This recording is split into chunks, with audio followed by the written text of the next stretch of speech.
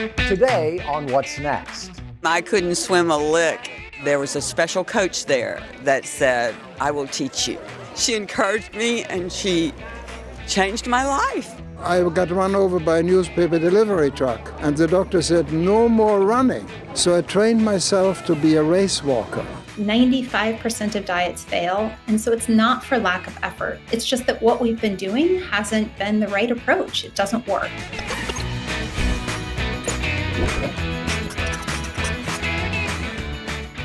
Hello and welcome into another episode of Growing Boulder's What's Next. This is the show that is rebranding aging from a time of loss and limitation to one of passion and purpose and possibility. On today's episode, we're going to focus on making healthy choices because it's never too late to change the trajectory of your life, whether it's getting more active, forming new relationships, maybe it's eating better or taking better care of your mental health. And joining me today on this journey to health and well-being are Cecily Wilson, Bill Schaefer, and Amy Sweezy, better known as Team GB. And Bill, we share stories of personal transformation all the time, and we know that while it can be challenging, the effort is almost always worth it because the payoff is really nothing short of an improved quality of life. Absolutely. The key, Mark, changing to a healthier lifestyle changes everything. Your energy, your confidence, your attitude. Let's take a look at what it did for a woman that we met at the National Senior Games. She's an incredible swimmer. She's one of those shining light kind of people, and she wasn't always like that. Now this summer, the games are going to be in Pittsburgh. Maybe you'll go and see for yourself, because her story really isn't that much different from yours or mine. See how much you can relate to DeEtte Sauer in this athlete profile presented by Sports Pittsburgh. Well, I guess about age 39, I quit smoking and drinking, which I thought was going to make me healthier, but it ended up leading me straight to food, so I blew up to about 250 pounds. I was sedentary, I was miserable, and the funny thing is, I thought, well, maybe this is just how it is at 40, and you just feel old and you are old. And which is crazy because my life has flipped so much that at 81, I don't even feel old. Why has it flipped? How has it flipped? Well, I started eating correctly, I started eating healthfully, I started exercising, and you ask about the spiritual side, I believe God provided the opportunity to start swimming at 58 because I showed up at a pool to join a master's team. I couldn't swim a lick and it was really, I don't even understand why I showed up. And there was a special coach there that said, I will teach you. You can do this. She encouraged me and she changed my life. Here I am, I'm having a blast. How important is this community that surrounds you in swimming? How important is it that they encourage you? Well, it's unbelievable. I swim with two other people in my lane. We constantly swim together and train together. One's 12 years younger, one's 15 years younger. I struggle every day to keep up with them. I struggle every day to make sure that I'm swimming as fast and as furiously as they are. If I'm not there, they call. They text, where are you? Why aren't you here? It's being part of that community, and then the people I see here at this event, oh my gosh, I love them. You have to know that when 81-year-old DeEtte walks the pool deck, you're inspiring 30 and 40-year-old women with every step. I hope so. I hope so. In fact, I've talked to some of the younger people around here, and it's jaw-dropping. They go, these people, I can't believe what they can do. Any young person that has access to seeing this can really maybe capture some of the spirit here and what does keep you going and what does keep you striving for health and vitality and living a vigorous life.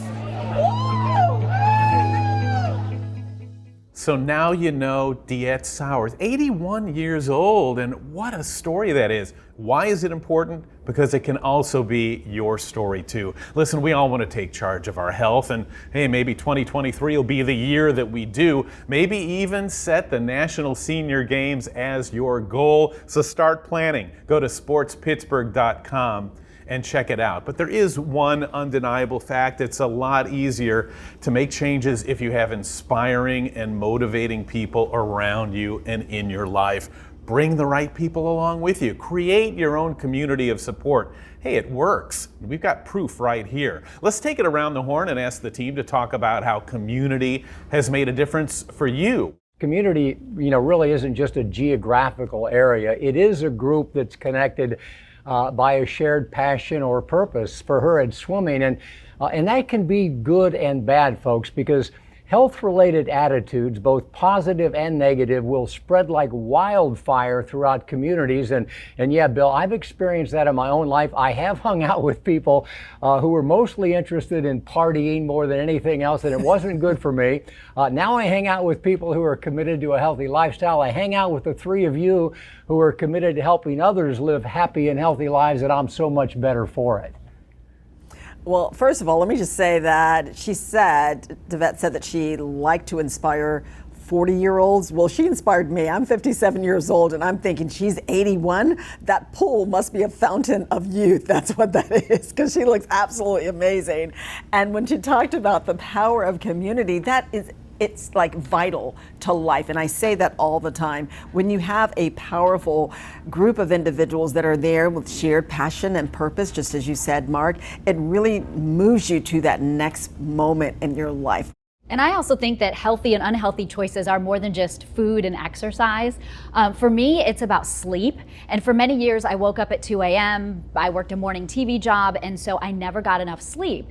And that unhealthy habit of the way I slept, when I finally left that job, I'm like, you know what? I'm gonna sleep as much as I want now. I'm just gonna sleep all day if I want. I deserve it. But what I quickly realized is that too much sleep can be just as unhealthy as not enough sleep. And so my family in this instance is my community, where I am inspired by my children, who are teenagers, who have to get up at 5:45 a.m. for school every day. I determine I am going to do like them. I am going to get up that early, and I am going to create some healthy sleep habits for myself.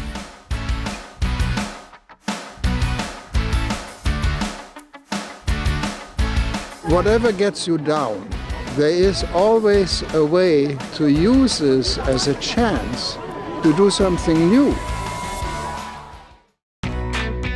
Welcome back to What's Next as we continue celebrating stories that prove that more is possible, especially when it comes to improving our health span. Now, were it not for walking, 82-year-old Karl Heinrich Barsch would likely be in a wheelchair today. And were it not for running, his wife, 84-year-old Tertu Barsch, would likely be dead. The Barsches are part of the irrefutable and growing body of evidence that proves the benefits of an active lifestyle. And it's because of their example and millions of others like them that Growing Bolder began a new partnership designed to inspire men and women from 40 to over 100 to get off the couch and get moving. After 45 years as one of the nation's premier road race series, there's a bold new wrinkle in the Track Shack running series. Go, go, go, go, go, there it is, y'all! All of the 40 and older age groups are now the Growing Bolder division, powered by Florida Blue Medicare. And with more of us understanding the benefits of an active lifestyle, the fastest growing age groups are now the older adults. One couple that inspires the entire running community is the Barsches, Karl Heinrich and Tertu. Karl Heinrich is a retired UCF professor. When he was in his 50s, he was diagnosed with dangerously high blood pressure, and his doctor prescribed daily walks. So I started to walk. And I walked around the block. At first I ran out of steam. I couldn't do one block. And then I walked around 4 blocks and a mile, then 2 miles. And we do everything together. So she did it too. And then we got into running. Walking led to running, which quickly led to entering weekend races because they enjoyed the camaraderie. But one morning, Heinrich's running came to an abrupt halt. And then I got run over by a newspaper delivery truck one morning. He thought he owes this area at 5 o'clock in the morning. So I spent a month in the hospital, but thereafter they took a disc out of my neck too. And the doctor said, no more running. And I said, what do I do? I just was training for the New York Marathon. So I asked him, can I walk? And he said, walking is good for you. So I trained myself to be a race walker, and I walked my last 27 marathons. So now that's all I do. Karl Heinrich is now 82 and Turtu is 84. While he walks, she runs, finishing more than 60 marathons since taking her first run in her 50s. Yeah, he always makes me go out and take walks. So he's the main force behind us. So you're a runner, he's a walker. Does he beat you? Well, yeah, that used to be that I was faster than him, but now it's the other way around.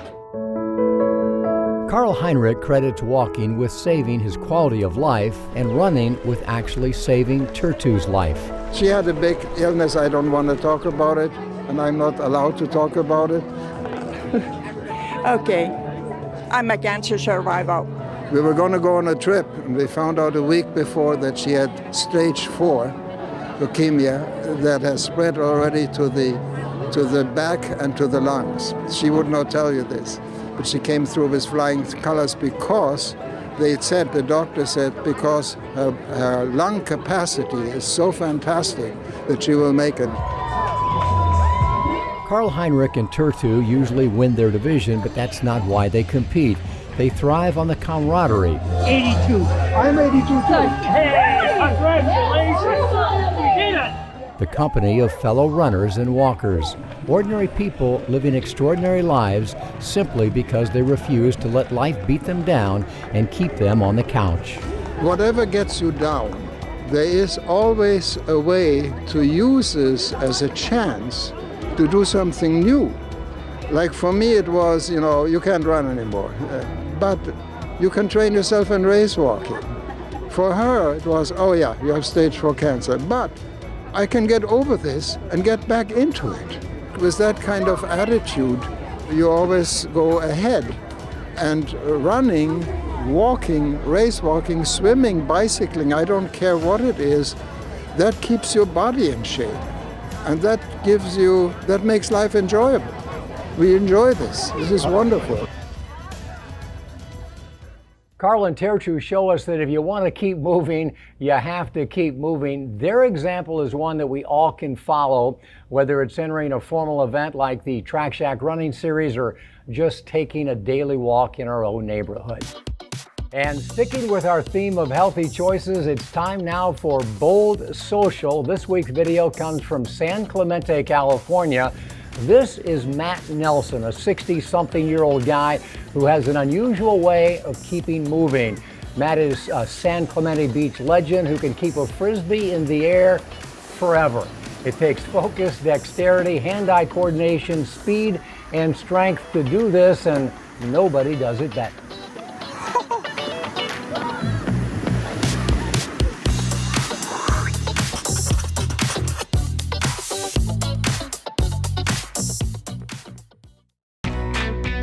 Welcome back to Growing Boulder's What's Next, and this segment is for anyone out there who's tried, who got that gym membership but didn't go, who's tried a dozen diets that just didn't work. It's happened to all of us, and when it does, you can't get down. You can't stop believing that you can do it because the problem may not be you. There's an organization out there that says improving your health isn't supposed to be a test of your willpower. You know what I mean? They say it's about your personal biology, your physical makeup that determines whether you're a success or not. The company is called Calibrate, and we were talking about this, and Mark wanted to find out if they're onto something. So he connected with their chief medical officer to find out how their approach is making a difference.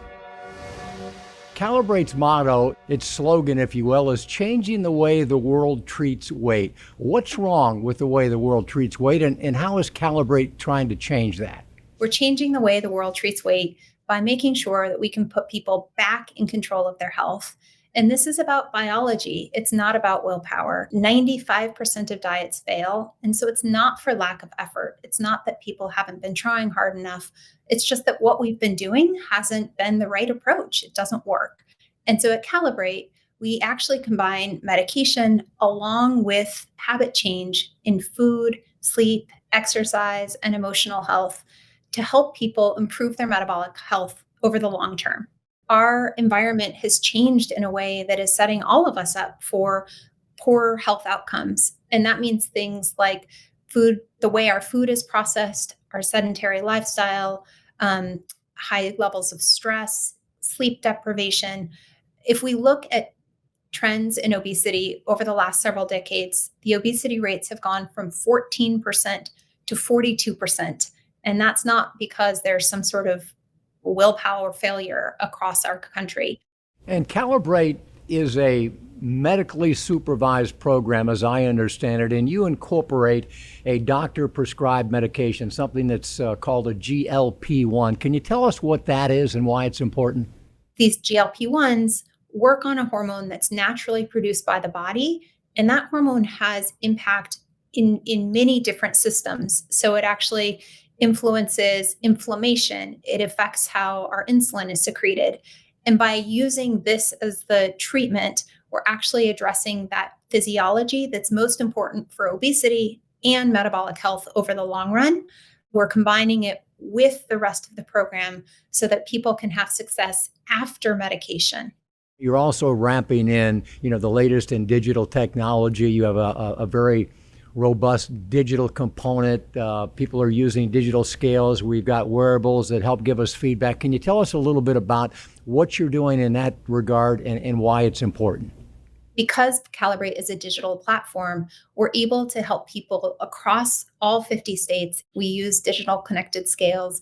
We use virtual video appointments so that people can actually have best-in-class treatment without leaving their home. Not only do we have the digital component, but we know human relationship and human connection matters so much when it comes to our health and well-being.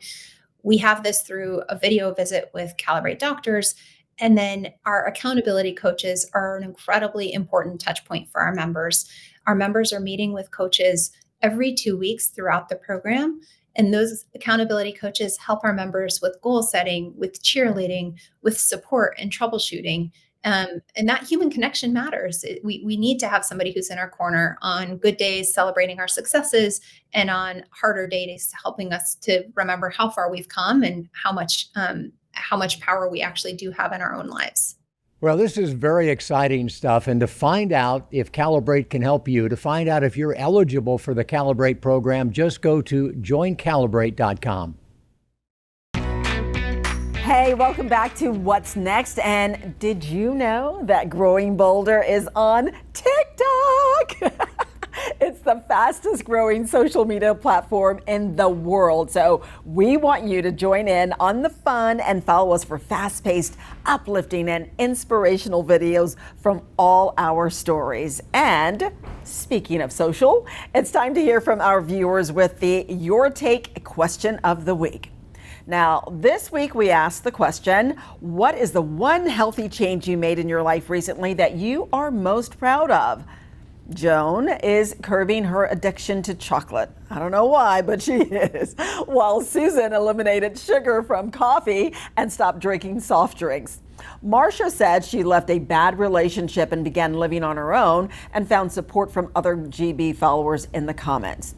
Tanya lost 40 pounds with regular exercise, and Florence has been taking the stairs instead of the elevator. So, Amy, I'm going to ask you, what do you say? Well, I already mentioned changing my sleep habits, and I tell you, it really did make a huge difference. When I didn't get enough sleep, I just never felt, I felt like I was always living in a fog. What is it about good habits that make it so easy to fall off the wagon? I mean, I was doing so good until the pandemic came around as far as going to the gym. But after everything shut down and all, I just couldn't make myself go. But I did start about a month ago. And you know how you hit that moment where you switch from forcing yourself to go to kind of looking forward to it. So that's where I am now. I'm hoping I can hang on to that feeling. I think what I have done is like releasing, I don't know if I can say this, but like people who are not very smart out of my life, like literally. Those individuals drain my energy, and I've just decided I want to keep my energy. So I guess the question for you folks is, what are you doing? We all learned that we can't get away with the lifestyle choices that we made when we were younger. But don't fool yourself into thinking that you're maintaining, because you're not. You are either getting better or you're getting worse. It might be happening very slowly, but we're all moving in one direction or the other, and that direction has momentum. The couch has momentum. Jogging has momentum. Laziness has momentum. Enthusiasm has momentum. Kindness has momentum. The more you do something, good or bad, the easier it is to do and the harder it is to turn away from. So, what kind of momentum do you have? Growing bolder momentum or growing older momentum? We'll see you next time right here on What's Next.